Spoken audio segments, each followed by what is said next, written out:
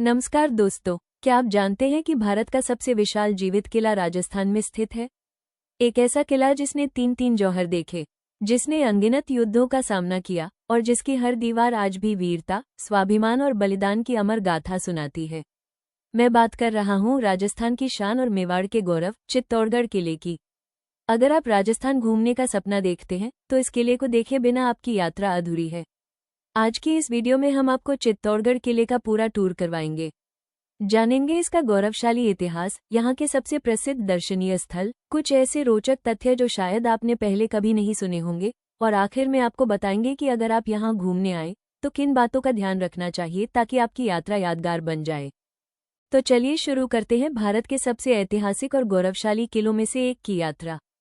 कैसे पहुंचे? चित्तौड़गढ़ किला राजस्थान के चित्तौड़गढ़ शहर में स्थित है। अगर आप ट्रेन से आ रहे हैं तो चित्तौड़गढ़ रेलवे स्टेशन देश के लगभग सभी प्रमुख शहरों से अच्छी तरह जुड़ा हुआ है। चित्तौड़गढ़ रेलवे स्टेशन से किले की दूरी लगभग 5 किलोमीटर है। अगर आप सड़क मार्ग से आना चाहते हैं तो राजस्थान के जयपुर, उदयपुर, कोटा, अजमेर और अन्य शहरों से यहाँ के लिए नियमित बसें और टैक्सियाँ उपलब्ध हैं। हालांकि मैं आपको एक सलाह जरूर दूंगा, अगर संभव हो तो अपनी पर्सनल कार या बाइक से आइए, क्योंकि चित्तौड़गढ़ किला समुद्र तल से लगभग 590 मीटर की ऊंचाई पर स्थित है और किले तक पहुंचने के लिए घुमावदार पहाड़ी रास्ते से ऊपर जाना पड़ता है। पूरे किले में अलग अलग स्मारक एक दूसरे से काफी दूरी पर हैं, इसलिए अपना वाहन होने से आपको घूमने में काफी सुविधा रहेगी। अगर टिकट की बात करें तो भारतीय पर्यटकों के लिए प्रवेश शुल्क 40 रुपये प्रति व्यक्ति है, जबकि विदेशी पर्यटकों के लिए टिकट 600 रुपये प्रति व्यक्ति है। अगर आप अपनी गाड़ी लेकर आते हैं तो पार्किंग शुल्क लगभग 50 रुपये प्रति वाहन है। किला प्रतिदिन सुबह 9 बजे से शाम 6 बजे तक पर्यटकों के लिए खुला रहता है। मेरी सलाह रहेगी कि आप सुबह 9 बजे के आसपास ही पहुंच जाएं ताकि आराम से पूरा किला देख सके और धूप भी कम लगे। पूरा किला अच्छी तरह घूमने के लिए कम से कम 4 से 5 घंटे का समय जरूर रखें। जैसे जैसे आप किले की ओर बढ़ेंगे, रास्ते में आपको कई छोटी छोटी बस्तियां और कॉलोनियां दिखाई देंगी। दिलचस्प बात यह है कि आज भी इस किले के भीतर लगभग 5000 लोग रहते हैं। इसी वजह से चित्तौड़गढ़ को लिविंग फोर्ट ऑफ इंडिया भी कहा जाता है। ये किला लगभग 700 एकड़ क्षेत्र में फैला हुआ है और इसकी परिधि लगभग 13 किलोमीटर है, जिससे ये भारत के सबसे विशाल किलों में गिना जाता है। साल 2013 में इसे यूनेस्को विश्व धरोहर स्थल यूनेस्को वर्ल्ड हेरिटेज साइट का दर्जा भी मिला, जो इसकी ऐतिहासिक और सांस्कृतिक महत्ता को दर्शाता है। भारतीय पुरातत्व सर्वेक्षण के अनुसार इस किले में कभी 113 मंदिर, 84 जलाशय और अनेक ऐतिहासिक स्मारक मौजूद थे, जिनमें से कई आज भी देखे जा सकते हैं। अब जैसे ही आप किले की ओर आगे बढ़ेंगे, आपका स्वागत करेंगे 7 विशाल प्रवेश द्वार। इन्हें स्थानीय भाषा में पोल कहा जाता है। इनके नाम हैं पादन पोल, भैरव पोल, हनुमान पोल, गणेश पोल, जोड़ला पोल, लक्ष्मण पोल और सबसे अंतिम राम पोल। ये केवल प्रवेश द्वार नहीं थे, इनका निर्माण दुश्मनों को रोकने और किले की सुरक्षा को मजबूत बनाने के उद्देश्य से किया गया था। उस समय यदि कोई सेना किले पर आक्रमण करती थी तो उसे एक एक करके इन 7 द्वारों को पार करना पड़ता था, जिससे सैनिकों को दुश्मन को रोकने का पर्याप्त समय मिल जाता था। अब शुरू होता है असली सफर। अब हम पहुंचने वाले हैं उस जगह जिसे चित्तौड़गढ़ किले का दिल कहा जाता है। एक ऐसा महल जिसने मेवाड़ के सबसे गौरवशाली और सबसे दर्दनाक इतिहास को अपनी आंखों से देखा है। स्वागत है आपका राणा कुंभा पैलेस में। अब हम पहुंच चुके हैं चित्तौड़गढ़ किले के सबसे महत्वपूर्ण और ऐतिहासिक स्थानों में से एक राणा कुंभा पैलेस में। ये केवल एक महल नहीं है, बल्कि मेवाड़ के इतिहास की कई गौरवशाली और भावुक घटनाओं का साक्षी भी माना जाता है। इतिहासकारों के अनुसार इस स्थान पर 8वीं शताब्दी में बप्पा रावल के समय एक प्रारंभिक राजमहल की स्थापना मानी जाती है। बाद में 15वीं शताब्दी में महाराणा कुंभा ने इसका विस्तार और पुनर्निर्माण करवाया, जिसके बाद यह विशाल महल राणा कुंभा पैलेस के नाम से प्रसिद्ध हुआ। आज भले ही यह महल खंडहर के रूप में दिखाई देता हो, लेकिन इसकी विशाल दीवारें, ऊंचे महल, प्राचीन कक्ष और अद्भुत स्थापत्य कला आज भी मेवाड़ के स्वर्णिम इतिहास की झलक दिखाती है। जब आप इस महल के भीतर प्रवेश करेंगे तो आपको ये 2 मुख्य भागों में विभाजित दिखाई देगा। जनाना महल, जहां रानियां और राजपरिवार की महिलाएं रहती थीं, और मर्दाना महल, जहां महाराणा, राजकुमार और दरबार से जुड़े पुरुष निवास करते थे। महल के अंदर आज भी आपको प्राचीन कक्ष, स्नानागार, अलमारियों के अवशेष और कई भूमिगत हिस्से देखने को मिलेंगे, जो उस समय की वास्तुकला और जीवनशैली की एक सुंदर झलक प्रस्तुत करते हैं। अगर आप महल की बाहरी दीवारों पर बने झरोखों के पास खड़े होंगे तो वहां से पूरे चित्तौड़गढ़ शहर का बेहद खूबसूरत दृश्य दिखाई देता है। गर्मियों में भी यहाँ चलने वाली ठंडी हवा आपको एक अलग ही सुकून का एहसास कराती है। इसलिए अगर आप यहाँ आए तो इस जगह पर कुछ शानदार फोटो और वीडियो जरूर बनाइए। हर शाम रोशनी और संगीत के माध्यम से चित्तौड़गढ़ के गौरवशाली इतिहास को बेहद आकर्षक अंदाज में लाइट एंड साउंड के रूप में प्रस्तुत किया जाता है। इस शो में बप्पा रावल, महाराणा कुंभा, रानी पद्मिनी, पन्ना धाय और मेवाड़ के वीरों की गाथाएं जीवंत हो उठती हैं। इस शो का समय सामान्यतः शाम 7 बजे से 8 बजे तक रहता है। टिकट की कीमत भारतीय पर्यटकों के लिए लगभग 150 रुपये और विदेशी पर्यटकों के लिए 300 रुपये है।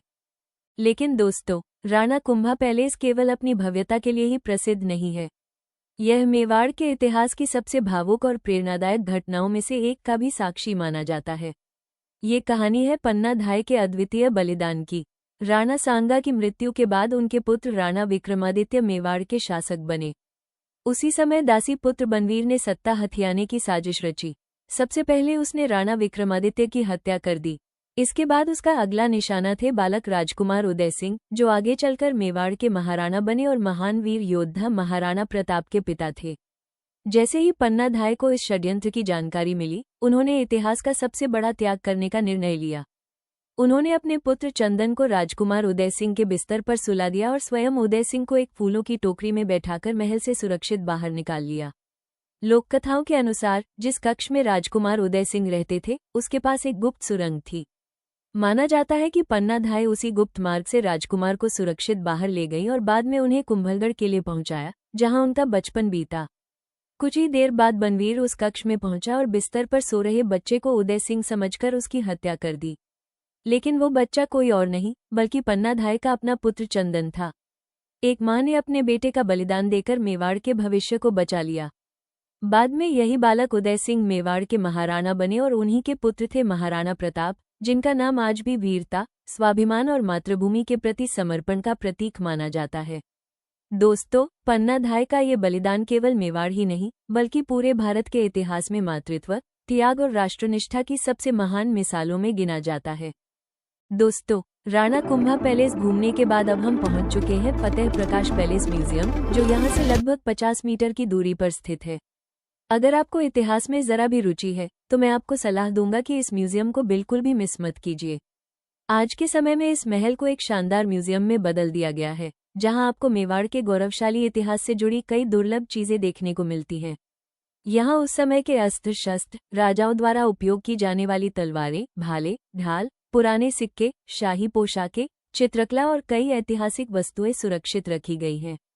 इन चीजों को देखकर आपको अंदाजा होगा कि सदियों पहले मेवाड़ की संस्कृति, जीवनशैली और युद्ध कला कितनी समृद्ध थी। सबसे अच्छी बात यह है कि इस म्यूजियम का टिकट केवल 10 रुपये है। इतने कम शुल्क में आपको इतिहास को इतने करीब से देखने का मौका मिलता है। इसलिए अगर आप चित्तौड़गढ़ किला घूमने आए तो इस म्यूजियम को अपनी लिस्ट में जरूर शामिल कीजिए। अब चलते हैं एक ऐसी जगह जहां पहुंचते ही मन को एक अलग ही शांति का एहसास होता है। फतेह प्रकाश पैलेस के बिल्कुल पास स्थित है जैन मंदिर। चित्तौड़गढ़ किले के इस परिसर में कुल 27 जैन मंदिर मौजूद हैं। इन मंदिरों की सबसे खास बात है इनकी अद्भुत नक्काशी। अगर आप ध्यान से दीवारों, स्तंभों और छतों को देखेंगे तो आपको पत्थरों पर की गई इतनी बारीक कलाकारी दिखाई देगी कि यकीन करना मुश्किल हो जाएगा कि यह सब सैकड़ों साल पहले बनाया गया था। उस समय न आधुनिक मशीनें थी और न ही आज जैसी तकनीक, फिर भी यहाँ की वास्तुकला आज भी दुनिया भर के लोगों को आकर्षित करती है। मंदिर के अंदर आपको जैन धर्म के कई तीर्थंकरों की सुंदर प्रतिमाएं देखने को मिलेंगी। पूरा वातावरण बेहद शांत और आध्यात्मिक है। यहाँ कुछ देर बैठकर आपको एक अलग ही सुकून महसूस होगा। हालांकि मंदिर के अंदर फोटोग्राफी की अनुमति नहीं है, इसलिए मैं आपको अंदर के दृश्य नहीं दिखा पाया। लेकिन बाहर से भी इस मंदिर की भव्यता और इसकी शानदार वास्तुकला साफ दिखाई देती है। अगर आप यहाँ आए तो कुछ समय निकालकर इन मंदिरों के दर्शन जरूर कीजिए। अभी हमारी यात्रा का सबसे रोमांचक हिस्सा बाकी है। जैन मंदिरों और फतेह प्रकाश संग्रहालय से लगभग 500 मीटर आगे बढ़ते ही चित्तौड़गढ़ किले के कई सबसे महत्वपूर्ण ऐतिहासिक और धार्मिक स्थल एक साथ देखने को मिलते हैं। सबसे पहले हम दर्शन करेंगे मीरा मंदिर और कुंभ श्याम मंदिर के, जहां भक्ति, इतिहास और वास्तुकला का अद्भुत संगम देखने को मिलता है। इसके बाद हम पहुंचेंगे विजय स्तंभ, जो मेवाड़ की विजय, पराक्रम और शौर्य का अमर प्रतीक है। फायर जौहर स्थल, जहां राजपूत वीरांगनाओं ने अपने सम्मान और स्वाभिमान की रक्षा के लिए इतिहास का सबसे महान बलिदान दिया। ठंडा पसीना गौमुख कुंड, जो सदियों तक इस विशाल किले का प्रमुख जल स्रोत रहा और आज भी निरंतर बहते जल के साथ अपनी ऐतिहासिक पहचान बनाए हुए है। तो चलिए आगे बढ़ते हैं और चित्तौड़गढ़ किले के इन अद्भुत स्थलों की अनकही कहानियों को करीब से जानते हैं। तो दोस्तों, अब हम पहुंच चुके हैं चित्तौड़गढ़ किले के एक और ऐतिहासिक और धार्मिक स्थल कुंभाश्याम मंदिर और मीराबाई मंदिर में। सबसे पहले बात करते हैं कुंभाश्याम मंदिर की। इतिहासकारों के अनुसार इस मंदिर का मूल निर्माण 8वीं शताब्दी में बप्पा रावल के शासनकाल में कराया गया था। उस समय यह मंदिर भगवान विष्णु को समर्पित था और यहाँ भगवान विष्णु की प्रतिमा स्थापित की गई थी। लेकिन 1303 ईस्वी में जब अलाउद्दीन खिलजी ने चित्तौड़गढ़ पर आक्रमण किया, तब इस मंदिर को भी काफी क्षति पहुंची। बाद में 15वीं शताब्दी में महाराणा कुंभा ने इस मंदिर का पुनर्निर्माण और जीर्णोद्धार कराया। तभी से यह मंदिर कुंभाश्याम मंदिर के नाम से प्रसिद्ध हो गया। आज मंदिर के गर्भगृह में भगवान विष्णु के स्वरूप श्री कृष्ण और बलराम जी की प्रतिमाओं के दर्शन होते हैं। आज भी यहाँ नियमित रूप से पूजा अर्चना की जाती है और बड़ी संख्या में श्रद्धालु दर्शन करने आते हैं। दोस्तों, इस मंदिर की वास्तुकला भी बेहद अद्भुत है। अगर आप इसे ऊपर से या ध्यानपूर्वक देखेंगे तो इसका अगला भाग आपको गुजरात के सोमनाथ मंदिर की शैली की याद दिलाता है, जबकि पीछे का भाग पुरी के जगन्नाथ मंदिर की स्थापत्य शैली से मिलता जुलता प्रतीत होता है। यही विशेषता इसे चित्तौड़गढ़ के सबसे अनोखे मंदिरों में शामिल करती है। अब चलते हैं इसी परिसर में स्थित मीराबाई मंदिर की ओर। यह वही पावन स्थान माना जाता है जहां भक्ति की प्रतीक संत मीराबाई भगवान श्री कृष्ण की आराधना किया करती थी। आज भी यहाँ का वातावरण उनकी भक्ति की अनुभूति कराता है। स्थानीय मान्यताओं के अनुसार इसी मंदिर में मीराबाई को विष का प्याला दिया गया था, लेकिन भगवान श्री कृष्ण की कृपा से वो विष अमृत में परिवर्तित हो गया और मीराबाई सुरक्षित रहीं। यही कारण है कि यह मंदिर आज भी उनकी अटूट भक्ति और भगवान के प्रति समर्पण का प्रतीक माना जाता है। एक और रोचक मान्यता ये भी है कि जब समय समय पर आक्रमणों के दौरान मंदिरों को नुकसान पहुंचाया जा रहा था, तब यहाँ स्थापित भगवान श्री कृष्ण की मूल प्रतिमा को सुरक्षित रखने के लिए राजा मानसिंह अपने साथ जयपुर ले गए थे। आज इस मंदिर में आपको संत मीराबाई और भगवान श्री कृष्ण की सुंदर प्रतिमाओं के दर्शन होते हैं। यहाँ का शांत वातावरण और भक्तिमय माहौल हर श्रद्धालु को आध्यात्मिक अनुभव कराता है।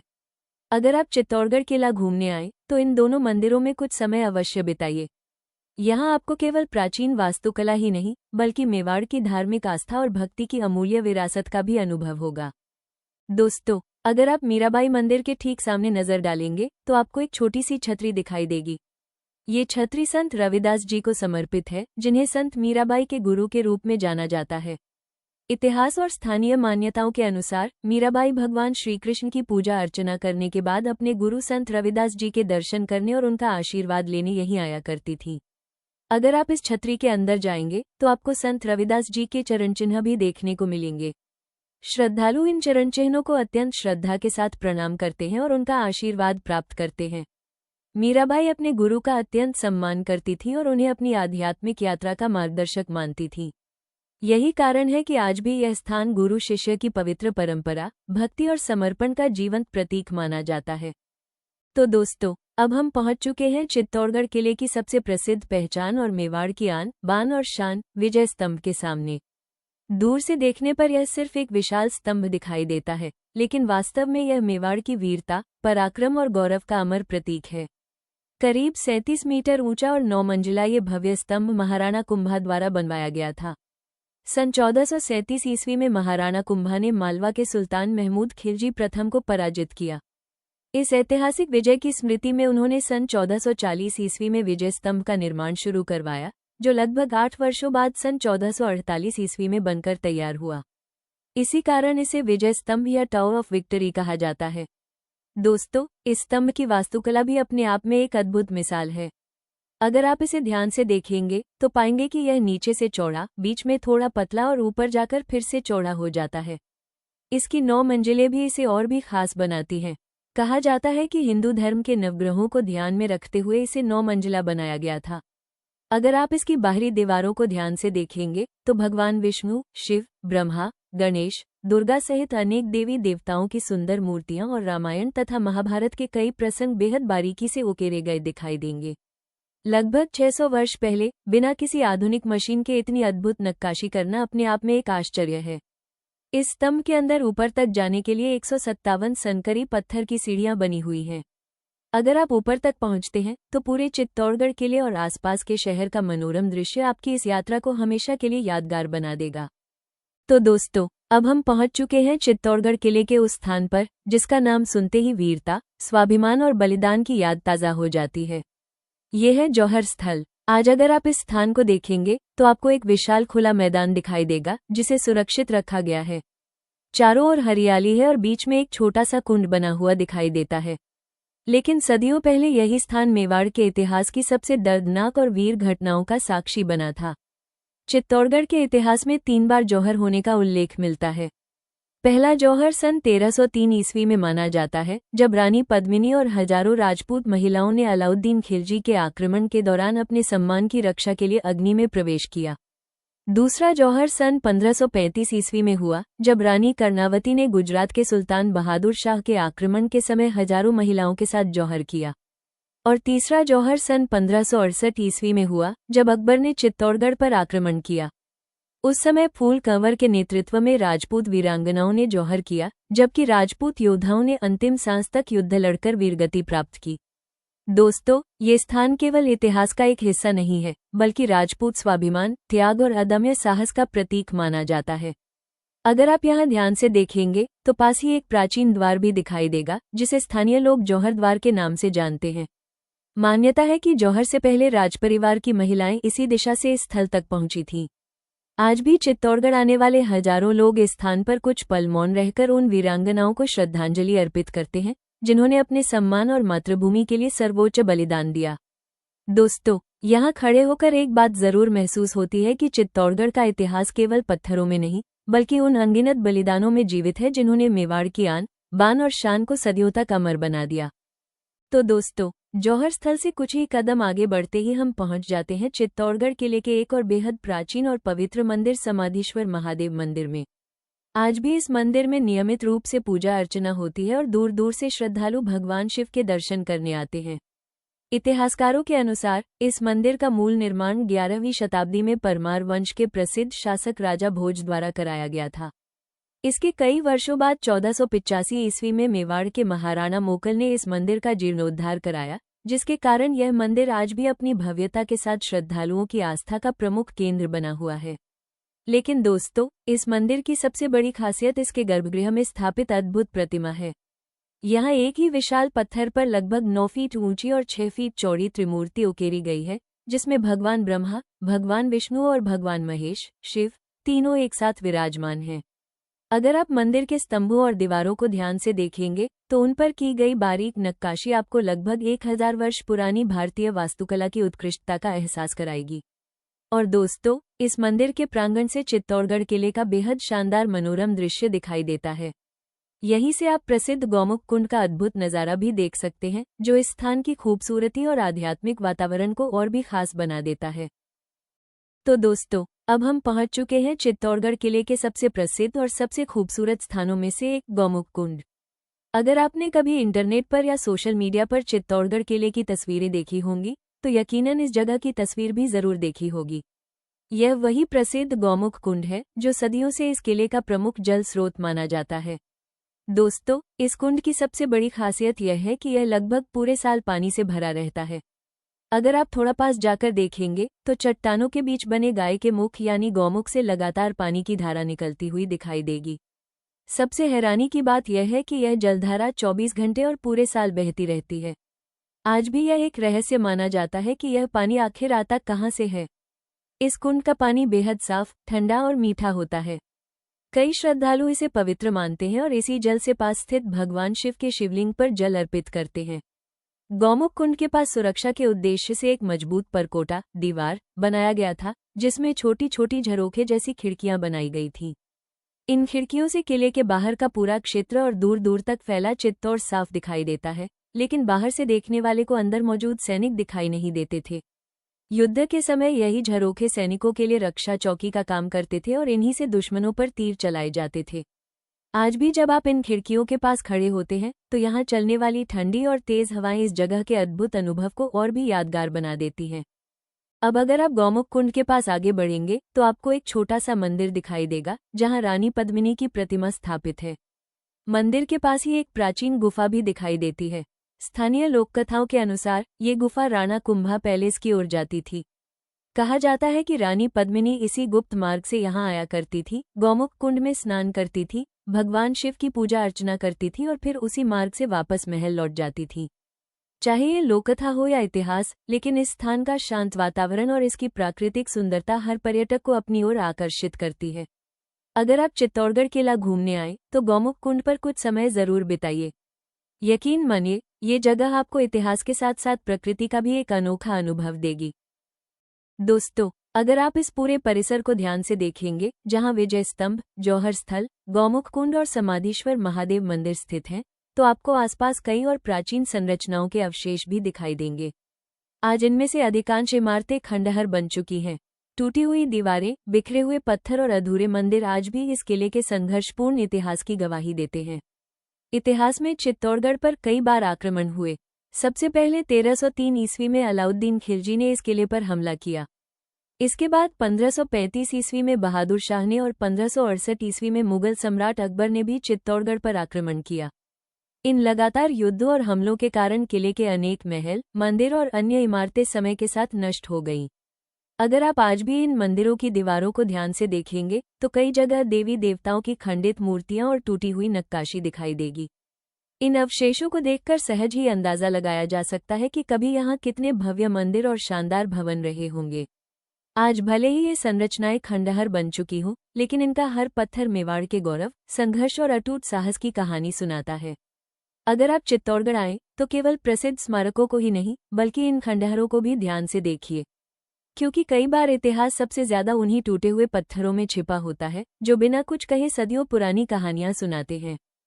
तो दोस्तों, अब हम बढ़ रहे हैं रानी पद्मिनी महल की ओर, लेकिन रास्ते में पड़ता है चित्तौड़गढ़ किले का एक बेहद प्राचीन और प्रसिद्ध मंदिर, कालिका माता मंदिर। अगर आप चित्तौड़गढ़ किला घूमने आए तो इस मंदिर के दर्शन किए बिना आपकी यात्रा अधूरी मानी जाती है। इतिहासकारों के अनुसार यह मंदिर मूल रूप से 8वीं शताब्दी में निर्मित एक सूर्य मंदिर था, लेकिन 1303 ईस्वी में जब अलाउद्दीन खिलजी ने चित्तौड़गढ़ पर आक्रमण किया, तब इस मंदिर को भी काफी नुकसान पहुंचा। बाद में मेवाड़ के शासकों ने इसका जीर्णोद्धार कराया और यहाँ मां काली की प्रतिमा स्थापित की गई। तभी से यह मंदिर कालिका माता मंदिर के नाम से प्रसिद्ध हो गया। आज भी यह मंदिर चित्तौड़गढ़ के सबसे प्रमुख शक्ति पीठों में से एक माना जाता है। अगर आप नवरात्रि के समय यहाँ आएंगे तो आपको हजारों श्रद्धालुओं की भीड़ देखने को मिलेगी। दूर दूर से भक्त माता के दर्शन करने और उनका आशीर्वाद लेने यहाँ पहुँचते हैं। और अब दोस्तों, आइए चलते हैं उस महल की ओर जिसका नाम सुनते ही चित्तौड़गढ़ के इतिहास का सबसे चर्चित अध्याय याद आ जाता है, रानी पद्मिनी महल। तो दोस्तों, अब हम पहुंच चुके हैं चित्तौड़गढ़ किले की सबसे चर्चित और सबसे रहस्यमयी जगह, रानी पद्मिनी महल। यही वो महल है जिसके साथ जुड़ी कहानी ने चित्तौड़गढ़ के इतिहास को हमेशा के लिए अमर बना दिया।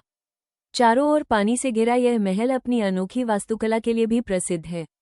उस समय महल को इस तरह बनाया गया था कि गर्मियों में भी यहाँ का वातावरण अपेक्षाकृत ठंडा रहता था। अगर आप आज भी इस जलाशय को देखेंगे तो इसमें खिले हुए कमल के फूल इसकी सुंदरता को और भी बढ़ा देते हैं। वहीं दूसरी ओर बना सुंदर बगीचा इस पूरे परिसर को बेहद आकर्षक बना देता है। दोस्तों, अब बात करते हैं इस महल से जुड़ी सबसे प्रसिद्ध कहानी की। लोककथाओं के अनुसार जब दिल्ली के सुल्तान अलाउद्दीन खिलजी ने रानी पद्मिनी की सुंदरता के बारे में सुना तो उसने उन्हें देखने की इच्छा व्यक्त की। कहा जाता है कि राजपूत मर्यादा का सम्मान रखते हुए उसे महल के बाहर बने एक कक्ष तक ही आने की अनुमति दी गई। उस कक्ष में उसे खड़ा किया गया और आगे बढ़ने की अनुमति नहीं थी। कहा जाता है कि उसकी सुरक्षा और मर्यादा सुनिश्चित करने के लिए वहां राजपूत सैनिक भी तैनात थे। इसी कक्ष में लगे एक दर्पण के माध्यम से अलाउद्दीन खिलजी ने महल के भीतर स्थित रानी पद्मिनी की केवल परछाई देखी। वो सीधे रानी को नहीं देख सका। यही घटना आगे चलकर चित्तौड़गढ़ के सबसे बड़े युद्ध और इतिहास के पहले जौहर का कारण बनी। अगर आप आज इस महल के अंदर जाएंगे तो आपको वो कक्ष भी दिखाया जाएगा जहां स्थानीय मान्यता के अनुसार अलाउद्दीन खिलजी को खड़ा किया गया था। इसके अलावा आप उस जल महल को भी देख सकते हैं जहां कहा जाता है कि रानी पद्मिनी निवास करती थी। चारों ओर फैला शांत जल और कमल के फूल इस स्थान को आज भी बेहद मनमोहक बना देते हैं। चाहे आप इतिहास में रुचि रखते हो या सिर्फ घूमने आए हो, रानी पद्मिनी महल चित्तौड़गढ़ की उन जगहों में से एक है जिसे देखे बिना आपकी यात्रा अधूरी मानी जाती है। तो दोस्तों, इसके साथ ही हमारी चित्तौड़गढ़ दुर्ग की ऐतिहासिक यात्रा यहीं समाप्त होती है। लेकिन सच कहूं, चित्तौड़गढ़ केवल पत्थरों से बना एक विशाल किला नहीं है। यह वीरता की पहचान है, ये त्याग की मिसाल है, ये स्वाभिमान की सबसे बड़ी प्रेरणा है। इस किले की दीवारों ने बप्पा रावल से लेकर महाराणा कुंभा, रानी पद्मिनी, पन्नाधाय और संत मीराबाई जैसी महान विभूतियों के संघर्ष, साहस और समर्पण को अपनी आंखों से देखा है। आज भले ही इन महलों की कई दीवारें खंडहर बन चुकी हों, लेकिन यहाँ का इतिहास, यहाँ की संस्कृति और यहाँ की वीरता आज भी उतनी ही जीवित है। शायद यही कारण है कि चित्तौड़गढ़ आने वाला हर व्यक्ति केवल एक किला देखकर नहीं लौटता, बल्कि अपने साथ मेवाड़ के स्वाभिमान की एक अमिट छाप लेकर जाता है। अगर आपको इतिहास, संस्कृति और राजस्थान की विरासत को करीब से महसूस करना है, तो जीवन में एक बार चित्तौड़गढ़ दुर्ग की यात्रा अवश्य कीजिए। मुझे पूरा विश्वास है, ये यात्रा आपके दिल और यादों में हमेशा के लिए बस जाएगी। अगर आपको हमारी यह ऐतिहासिक यात्रा पसंद आई हो, तो वीडियो को लाइक ज़रूर करें, अपने दोस्तों और परिवार के साथ शेयर करें, और अगर आप राजस्थान के ऐसे ही ऐतिहासिक किलों, महलों और छिपे हुए पर्यटन स्थलों की सच्ची कहानियां देखना चाहते हैं, तो हमारे चैनल को सब्सक्राइब करना बिल्कुल न भूलें। नीचे कमेंट करके ज़रूर बताइए कि अगली वीडियो आप राजस्थान की किस ऐतिहासिक जगह पर देखना चाहते हैं। मैं आपसे फिर मिलूंगा एक नई ऐतिहासिक यात्रा के साथ। तब तक के लिए जय हिंद, जय मेवाड़, धन्यवाद।